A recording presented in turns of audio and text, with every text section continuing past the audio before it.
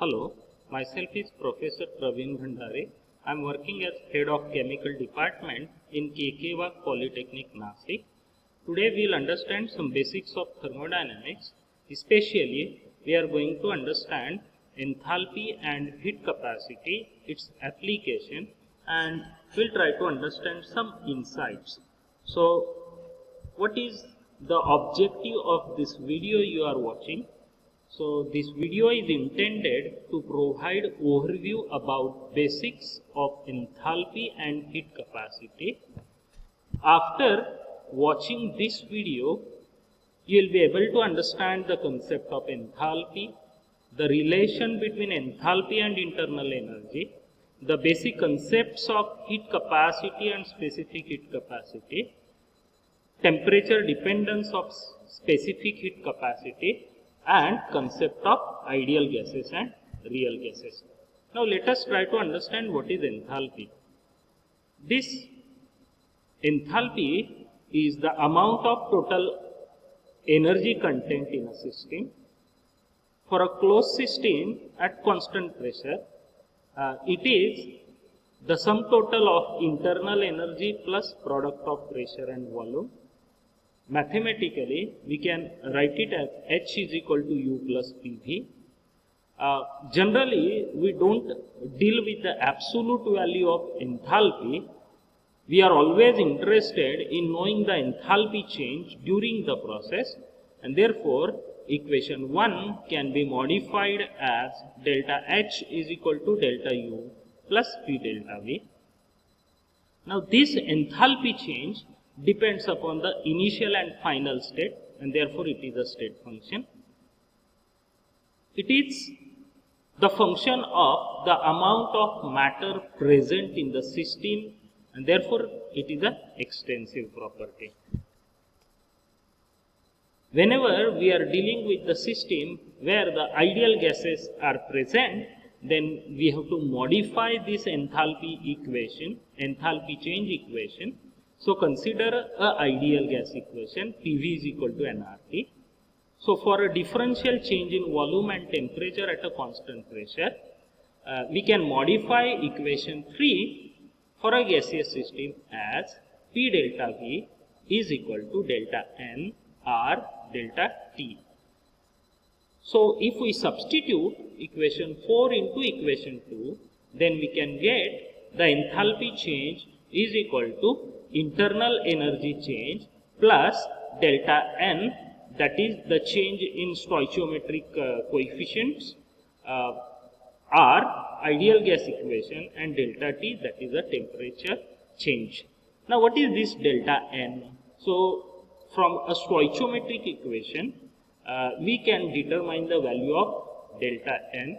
It is equal to sum of stoichiometric coefficient of product minus sum of stoichiometric coefficient of reactant. So in this way, depending upon the stoichiometry, we can determine the value of delta N. Now let us try to understand the difference between heat and enthalpy. Many a times, for a layman, heat and enthalpy are the similar terms, so we may be using it or using these terms interchangeably, but there is a difference. The first difference is heat is a path function, and therefore the heat depends upon the initial path followed and not on the initial and final state, whereas enthalpy is the state function. So irrespective of the path followed, if initial and final states are same, then the enthalpy change will be same. Another point is heat is the energy in a transit observed when there is a temperature difference between system and surrounding.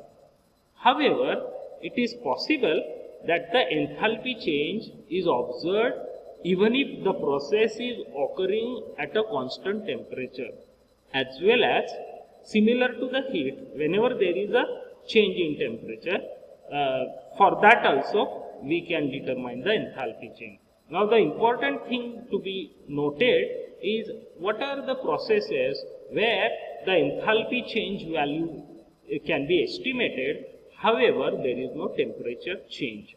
So these conditions are typically the processes where there is a phase change. That is when the solid is after melting converted into a liquid, then or liquid is converted into a vapor during vaporization. So basically this latent heat of fusion and latent heat of vaporization is an example of enthalpy change at constant temperature. Now there are two terms, heat capacity and specific heat capacity. So just there is an addition of one word, that is a specific heat capacity. So from that we can say that heat capacity is depend upon the matter present in the system. So it's an extensive property, whereas specific heat is an intensive property for a particular substance. So heat capacity is the amount of energy required to raise the temperature of given mass of substance by 1 degree Celsius or 1 Kelvin at constant pressure. Now for a particular substance, heat capacity at a particular condition is constant. However, if there is a change in temperature, the heat capacity may vary. Similarly, the specific heat capacity is the amount of heat required to raise the temperature of unit mass or 1 mole of substance by 1 degree Celsius or 1 Kelvin. Now specific heat can be expressed in two ways, that is specific heat at constant pressure and specific heat at constant temperature. So that Cp stands for specific heat at constant pressure, Cv stands for specific heat at constant volume. Now the specific heat at constant pressure, that is Cp, is the amount of heat required to raise the temperature of unit mass or 1 mole of substance by 1 degree Celsius or 1 Kelvin at constant pressure, and mathematically it is expressed as Cp is equal to delta H by delta T at constant T. T is the temperature, H is the enthalpy. That is change in enthalpy per unit change in temperature at constant pressure is nothing but Cp. Similarly, Cv, that is specific heat at constant volume, is the amount of heat required to raise the temperature of unit mass or per mole of substance by 1 degree Celsius or 1 Kelvin at constant volume. Mathematically, Cv can be expressed as Cv is equal to delta U by delta T at constant V, that is volume. So change in internal energy per unit change in temperature at constant volume. Now this Cp and Cv are related by one mathematical relation which is not described over here, but just I am telling you for your information, that is Cp minus Cv is equal to R. That R means ideal gas constant. Now this specific heat is the function of temperature. So specific heat capacity at a constant pressure can be related with temperature in terms of one polynomial represented as equation 5. Say Cp is equal to A plus Bt plus Cp square plus Dt raised to 4, where A, B, C, D are the empirical constant, and these values of empirical constant for different substances in a different phases are available in a standard reference book. For example, Perry's handbook, or the properties of liquid and gases by Prosnich, or even handbook of chemical engineering calculation, etc., etc. So these values A, B, C, D are specific for a particular compound. There are also some another thing which are important points which are to be kept in mind that we will see now. So consider a table where the compound, their physical state, the units of temperature, and the values of empirical constant A, B, C, D are mentioned. So we can understand that even though the compound is water, even though the physical state is liquid, just because the units of temperature are changing, the values of empirical constants are different.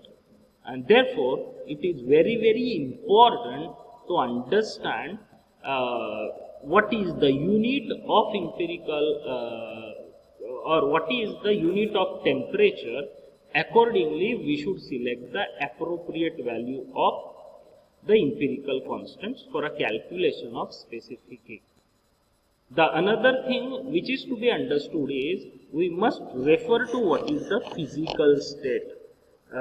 So that physical state is important. Suppose in place of this physical state as a liquid for a water, if it is a G, then the value of A, B, C, D will be different. So two things to be understood. Number one, temperature, unit of temperature. Second thing is the physical state.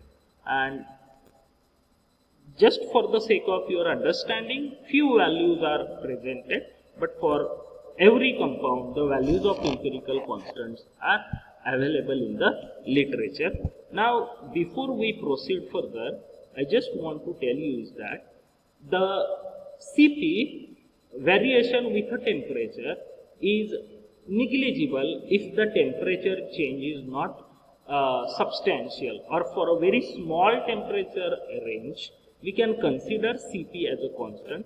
Whereas, if the temperature is varying significantly, then the value of Cp is the function of temperature. In that case, we cannot assume the Cp as a constant. Now, the last point of today's discussion is ideal gas and real gas. So, ideal gases are the one which obeys kinetic theory of gases. What is kinetic theory of the gases? The kinetic theory of the gases says that the gas molecules are in the form of point mass. They are in a constant state of motion. However, during motion, the gas molecules collide with each other, but the collisions are perfectly elastic. There is no loss in energy, and there is no intermolecular force of attraction between the gas molecules.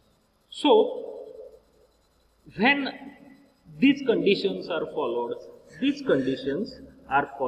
at low pressure and high temperature.